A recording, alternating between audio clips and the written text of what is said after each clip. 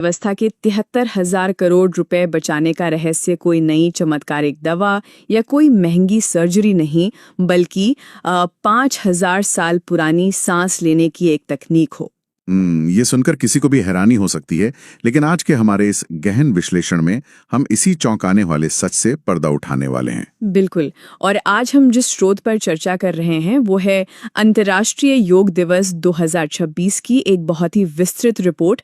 इसका शीर्षक है स्वस्थ आयु के लिए योग, एक वैज्ञानिक और रणनीतिक विश्लेषण। और अक्सर जब योग का नाम आता है ना, तो दिमाग में बस एक चटाई, कुछ अगरबत्तियां और शरीर को मोड़ने की तस्वीर उभरती है। हाँ, एकदम सही कहा। लेकिन आज हमारा मिशन ये स्पष्ट करना है कि कैसे योग केवल एक कसरत के दायरे से बाहर निकलकर ग्लोबल डिप्लोमेसी और क्लिनिकल साइंस का एक अचूक हथियार बन गया है, जो कि दुनिया भर की स्वास्थ्य नीतियों को बदल रहा है। तो चलिए इसे समझते हैं।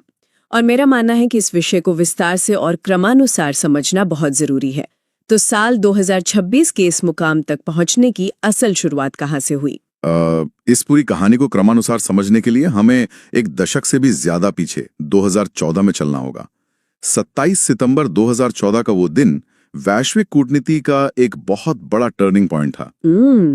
जब संयुक्त राष्ट्र महासभा ने अंतर्राष्ट्रीय योग दिवस का प्रस्ताव पारित किया था। सही, एकदम सही। लेकिन इसमें जो बात सबसे ज्यादा हैरान करती है वो ये नहीं है कि प्रस्ताव पास हुआ, बल्कि ये है कि ये यूएन के इतिहास में अब तक का सबसे कम समय में पारित होने वाला प्रस्ताव था। अच्छा, सबसे कम समय में? हाँ, और इसे 177 देशों का सह प्रायोजन मतलब को स्पॉन्सरशिप मिली थी।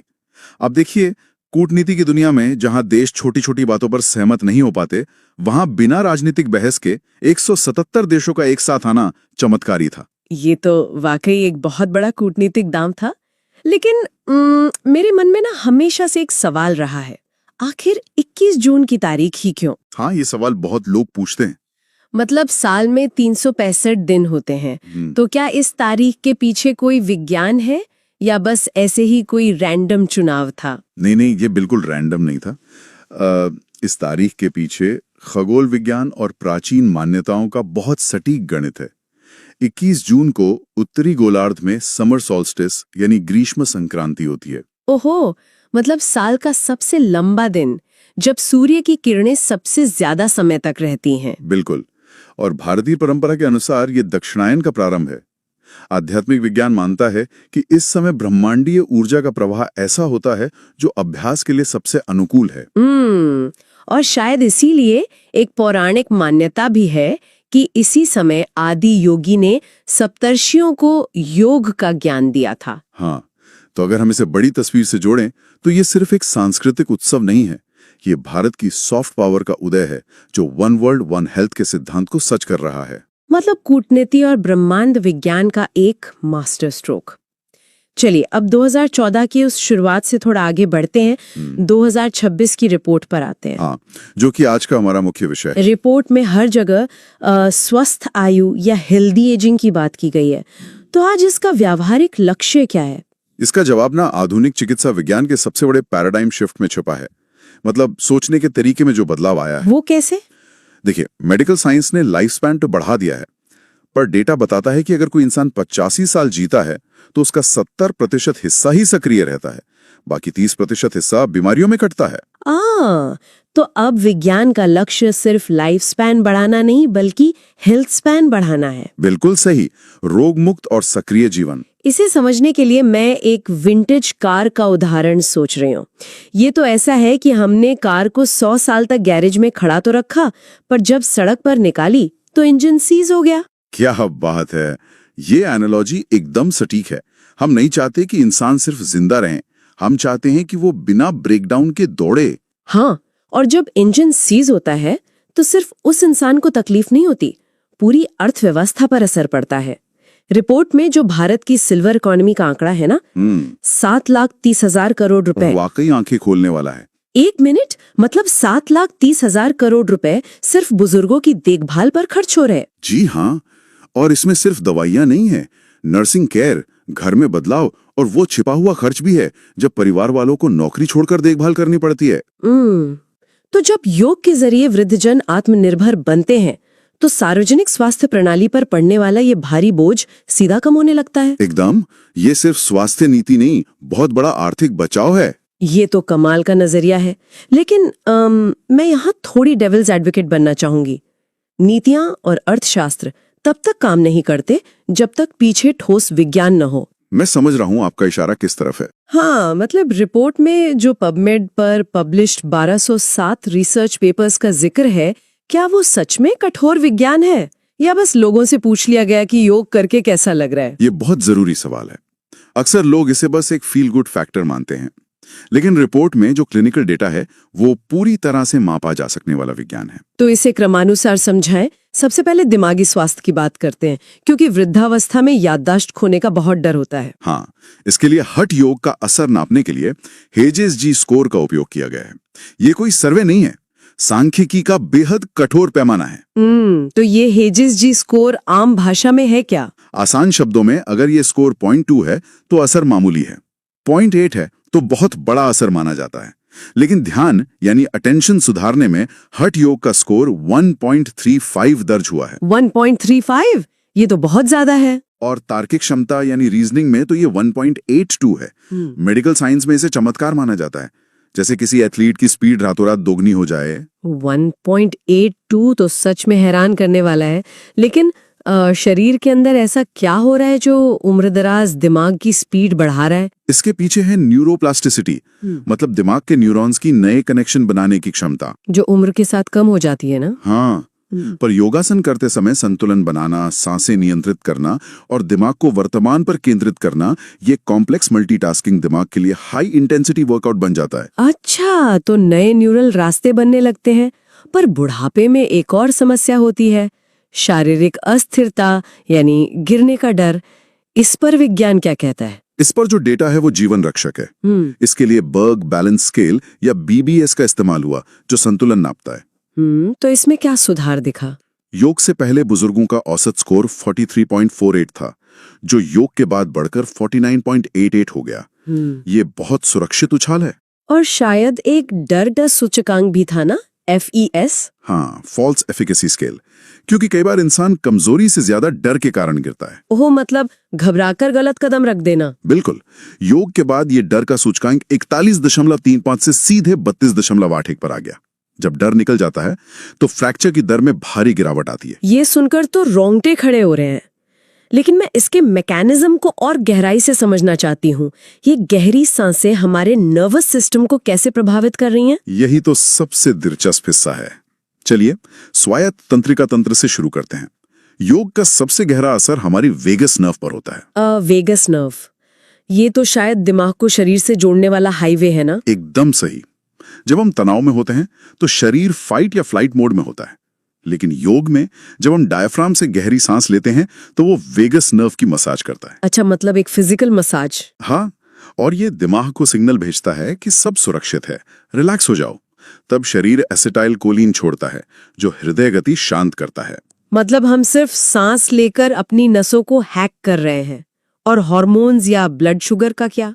अंतःस्रावी तंत्र पर भी सीधा असर है। वेगस नर्व के शांत होते ही स्ट्रेस हार्मोन कॉर्टिसोल कम हो जाता है, और ब्लड शुगर के लिए ये इंसुलिन प्रतिरोध को तोड़ता है, जिसे होमा IR कहते हैं। वो कैसे? आसन के दौरान मांसपेशियां सिकुड़ती हैं, इसलिए जी, मांसपेशियां अंदर जमा ग्लाइकोजन इस्तेमाल करती हैं और कोशिकाएं इंसुलिन के प्रति फिर संवेदनशील हो जाती हैं। बिना दौड़े शुगर कंट्रोल करने का यह बेहतरीन तरीका है। और मस्कुलोस्केलेटल सिस्टम में शायद वो सिनोवियल फ्लूइड काम करता है, जो जोड़ों के लिए ग्रीस जैसा है। बिल्कुल सही। ये तो पूरी अंदरूनी वायरिंग रीसेट करने जैसा है, वो भी बिना दवा के। लेकिन एक व्यावहारिक सवाल है, ये लैब्स का विज्ञान दूर दराज बैठे वृद्धों तक कैसे पहुंच रहा है? इसके लिए तकनीक और नीति दोनों का शानदार इस्तेमाल हुआ है। WHO और आयुष मंत्रालय ने मिलकर M योगा ऐप लॉन्च किया है। हाँ, इसके बारे में तो मैंने पढ़ा है। इसमें 12 से 65 वर्ष तक के लिए 3 से 45 मिनट के निशुल्क मॉड्यूल हैं। पर मुझे इसकी सबसे अच्छी बात जीरो डेटा कलेक्शन लगी। बिल्कुल, आज जहां एक टॉर्च ऐप भी लोकेशन मांगता है, वहां यूएन का ये ऐप कोई निजी जानकारी नहीं लेता। हाँ, ये सिर्फ प्राइवेसी नहीं, कूटनीतिक भरोसे की मिसाल है। और नीतिगत स्तर पर भी तो काफी काम हुआ है ना? हाँ, बुजुर्गों के लिए सेज पोर्टल बनाया गया है जो एल्डर केयर स्टार्टअप्स को जोड़ता है। साथ ही आयुष मंत्रालय ने 10 विशेष योग प्रोटोकॉल डिजाइन किए हैं उनकी शारीरिक क्षमता के अनुसार। मतलब उन्हें कठिन आसन नहीं करने हैं। अब अगर जमीनी हकीकत देखें तो 14 जून 2026 को कलकत्ता के रेड रोड पर जो राष्ट्रीय समारोह हुआ, वो तो अद्भुत था। वो तो इतिहास के पन्नों में दर्ज हो गया। 4 लाख से ज्यादा लोगों का वर्ल्ड रिकॉर्ड। हाँ, और आसमान में अष्टांग योग की मुद्राओं का 3000 ड्रोन्स के साथ मेगा शो। और सबसे खास था इसे पारिस्थितिकी से जोड़ना। गंगोत्री से गंगा सागर तक की यात्रा को नमामि गंगे के साथ जोड़ा गया। और यहाँ दिलचस्प बात यह है कि कलकत्ता उच्च न्यायालय का फैसला भी बहुत अहम था। वो ट्रैफिक की बाधाओं वाला मामला। हाँ, अदालत ने स्पष्ट कहा कि नागरिक स्वास्थ्य यातायात की बाधाओं से ऊपर है। ये योग के सामाजिक महत्व पर न्यायिक मोहर थी। ये एक लैंडमार्क फैसला था।